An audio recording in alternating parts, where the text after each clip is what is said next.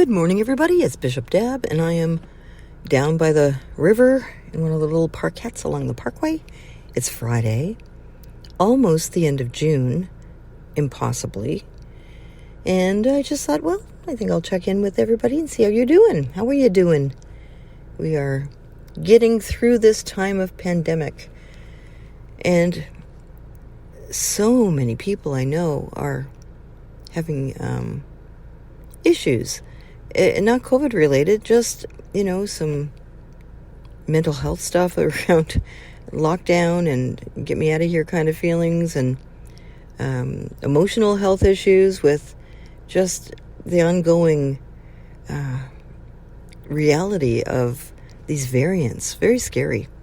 And of course, so many people right now absolutely shocked by the number of graves that are being discovered with the sonar, the radar equipment around the residential schools. Just, I can't even put words to it. I can't even imagine. I read a quote this morning from one of the First Nation chiefs, I think from that area of Saskatchewan, where they found 751 bodies or something. Just enormous. And he said, we inherited this. We weren't there when it happened.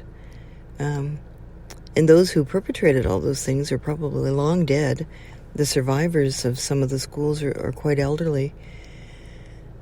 I don't know how. I guess it's the time and the place, or the timing of it, right? Because for decades, our Indigenous people have been saying, this was horrible, this happened, and we've largely been like, oh, that's too bad, not realizing the scope and the scale, and the injustice of ripping kids from their families, for one, and thinking it was a good thing. Now we're going back to the 1800s.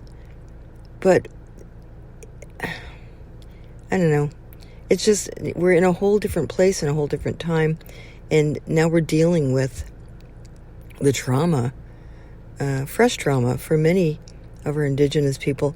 And anybody who's been through any kind of trauma that, about separation and loss. And so it's echoing in many, many people today. And somebody said they're not wearing red and white for Canada Day. They're wearing orange in support of the Native community. But it's, we're dealing with an old-time church, and not just the Roman Catholic Church, the Anglicans. There are many other churches that were involved with the residential schools.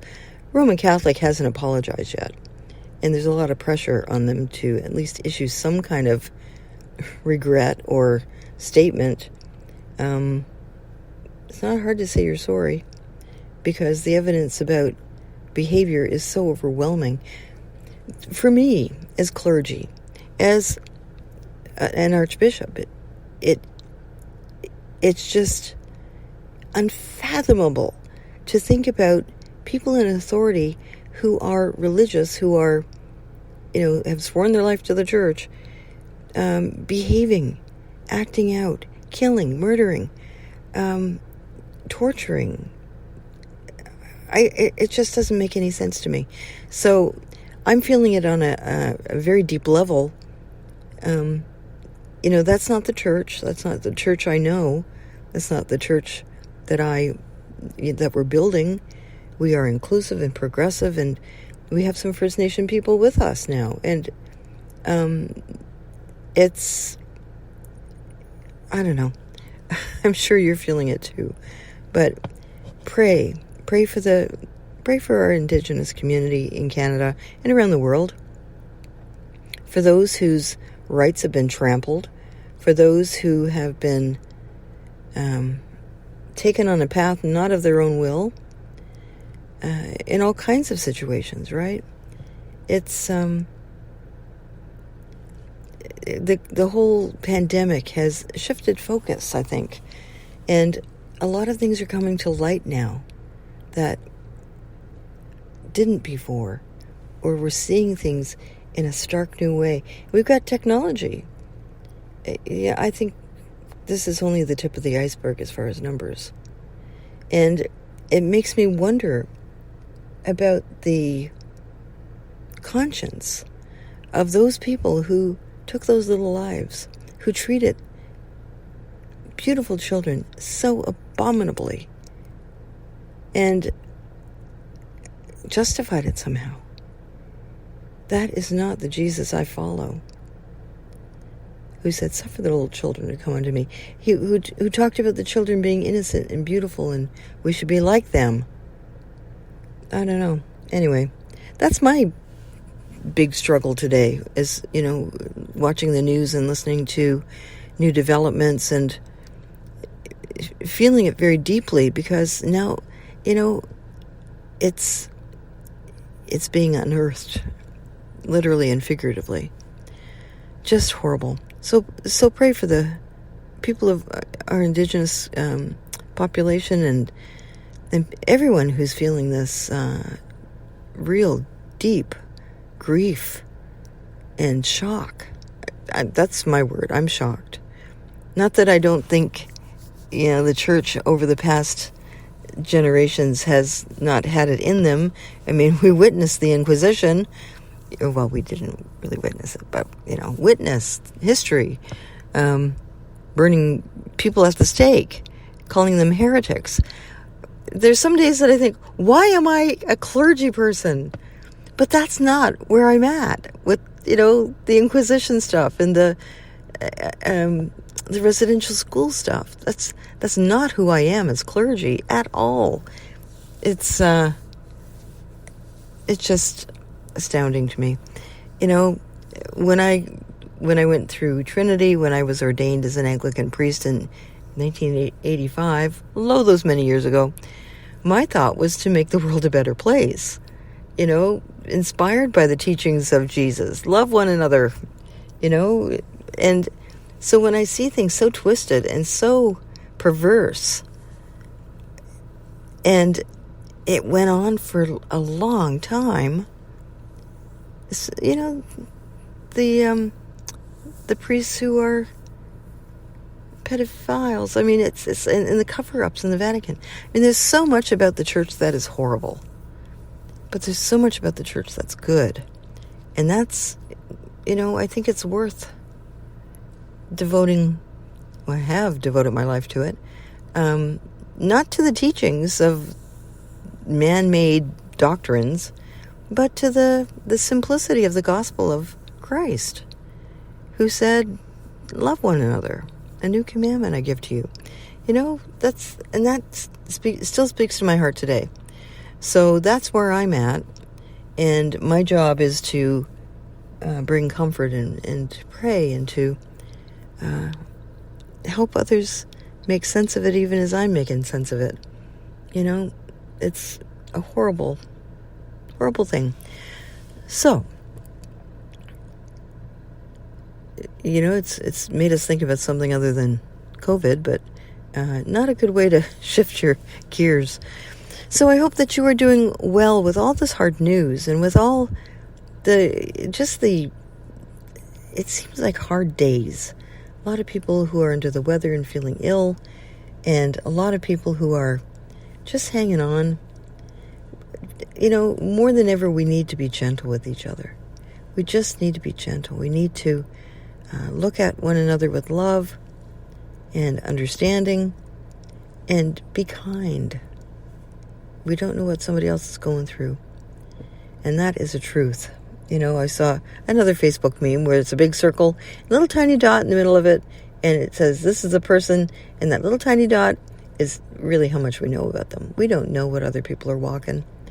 So the best course of action is to treat them with love and just be a good citizen of this planet. Hear it at the sermon. Good grief. So, weekend ahead, last weekend of June. Yeah, it's beautiful. The trees are getting that summery, deep green look, and I'm looking at the nectarines and the peaches. They're forming on the branches now. Won't be long till we'll be eating them. Got cherries and, strawberries are wonderful this year. It's a cornucopia. What is it? Cornucopia of blessings, especially in this area. I miss Newmarket and up that way because by now I'd be buying fresh broccoli on the side of the road and that kind of thing. But it's, the fruit stuff is good too. I can't complain about that.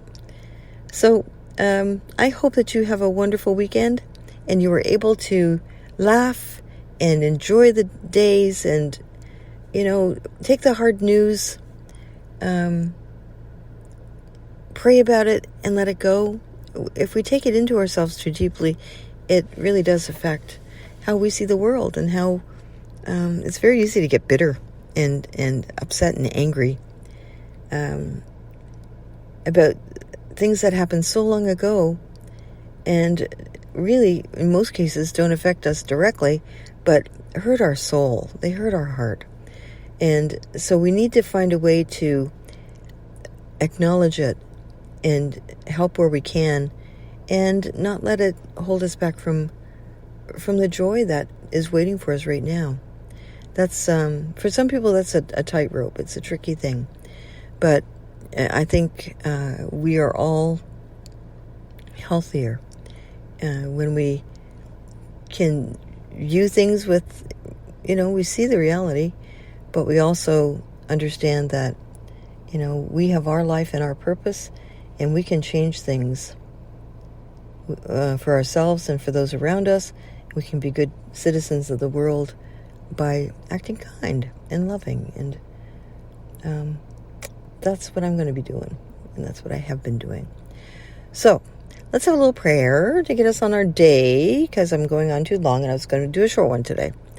But it just shakes you. The things that happen sometimes that just do not compute, and yet, there it is. So let's pray. Gracious God, we give you thanks for the gift of this new day, this Friday. Pray for ourselves and for others and for all our needs. Pray for those who are under the weather at this time, who are feeling ill from various viruses, including COVID, and for those who are suffering serious things in their body, in their mind, in their spirit. We ask that you send your angels around the world to everyone in need, to minister to them with love, compassion, and kindness, and that we might recognize the blessings all around us and receive them with a good heart and an open heart and happy heart, and that we might in turn be a blessing to others. And all this we pray in your holy name. Amen. Well, I will be thinking of you all over the weekend. I've got lots to do, doing paperwork for chaplains, and also we're going to be taking July mostly off. And that is a good thing. Off from church stuff, like the ongoing stuff. It gets busy, but now we're into summer. We have so many things to write. We look at our to-do list of things ideas that we've had, and we're chomping at the bit to get them done, and yet we have no time.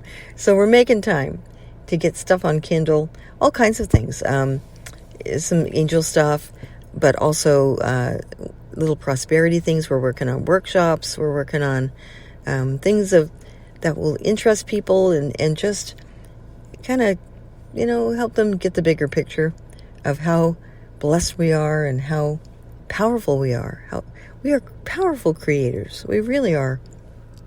And getting that back in focus, helping us balance out what we know of the world and what we can do in the world, that kind of thing. It's part of our life purpose as angel ladies. So we are working on that. And when I have some stuff to tell you, I'll share it so that you might join us on Zoom. That's the beauty of the time of this pandemic. Everybody knows about Zoom now. I don't have to explain it. It's just, oh yeah, Zoom. Whereas before I'd have to take them through it and show them how to work the microphone, and everybody knows now. So, that I find is a blessing in itself. Anyway, you all have a good weekend. I'll talk to you again soon. God bless.